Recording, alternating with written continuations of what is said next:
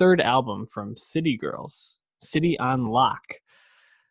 This duo, female duo, dropping this 15 song, I guess, but there's maybe like one or two tracks that are kind of short, but most of them pretty regular length songs, which we haven't been getting too many albums where like all the songs are like regular length songs. So I'm impressed by that. They're from where? They're Miami, I think. Yeah, they're from Yeah. Florida, City Girls, Young Miami and JT, the duo. Most most famous, I think, most got on people's radars in 2018 with their uncredited guest vocals on Drake's "In My Feelings."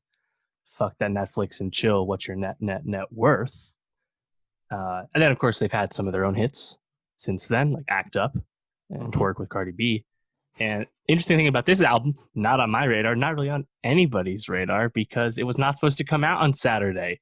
They had just announced its existence, more or less, and they put out that first single, Jobs, and then it leaked. So they were like, fuck y'all, we're putting it out. And it came out on a Saturday. And here we are. Well, I'm definitely glad that they dropped it because this was quite a fun listen, I thought. I think there's a lot to like on here. They obviously flow together pretty well, I would say. I think they're a very they have a good relationship, good play off each other. But I think what I was most impressed by was just some of these songs go really hard. And Jobs, I think, is probably the one that stood out the most. That like deep beat is so like just kind of like rock your doors on your car. But throughout this, there's kind of a lot of bangers on here. How did you feel about it? Yeah, I agree. Just quickly on Jobs, which is also one of my favorites. That beat is not produced by Tay Keith, but it sure sounds like Tay Keith's Nonstop by Drake. Like, that is the same drum kit. That is the same bass line. I listened to it a few times just trying to figure that out, and it sounds very similar. So we might be seeing more about that in a bit.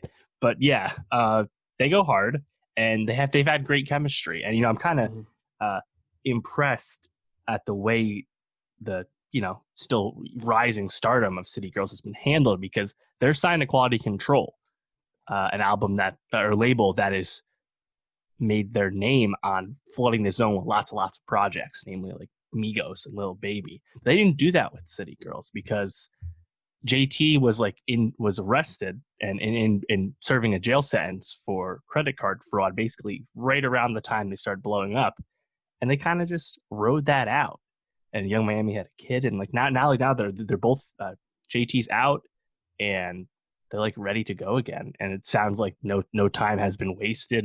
Nothing was lost, because they have great chemistry and they go hard, and they're fitting right into that wave we're seeing with a lot of female MCs in terms of empowerment and my pussy ain't free, that kind of shit that we expect from people like Megan Thee Stallion and Doja Cat and a lot of others. And they're great entries in that too, because they just drop bangers. Shit's hard. Yeah, and they have great features throughout too. Doja Cat, Lil Durk, Lil Baby, who I particularly liked Lil Baby on Flued Out. I thought almost every time Lil Baby shows up, I feel like I'm more and more impressed. Yeah.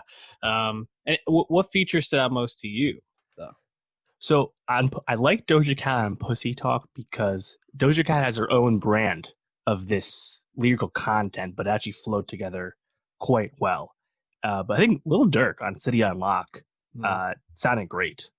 And in general, Lil Durk's another guy who's rose in estimation with me more of late than he did in his early parts of his career. And I guess if you wanted to be critical, they're not doing a whole lot.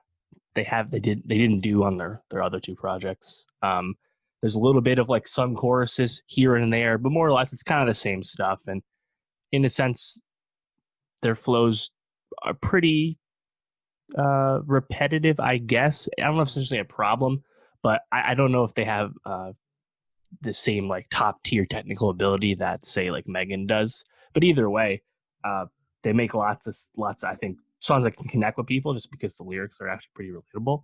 Yeah. And yeah, I mean, even if some stuff sounds like other stuff, it's usually sounding like a song that's hot. So it's not the worst thing in the world. Yeah, give me their chemistry and some beats that go hard, and I think you're going to get a really enjoyable album every time. So, uh, definitely a pleasure to listen to. What songs you want to throw on the playlist, or what song? Yeah, so I think Jobs is a Yeah. clear highlight for sure. I also really like Double CC's because on that one, there's a bit of a back and forth between JT and Mhm. Young Miami on the hook, which I like. That's something that comes with chemistry, comes with time, and I actually would like to hear more of that on them. A lot of times they're just kind of taking turns on the songs, so that one stood out to me as well. Cool. Jobs on the Nowstalgia Best of 2020 playlist. Check that out on Spotify and follow it.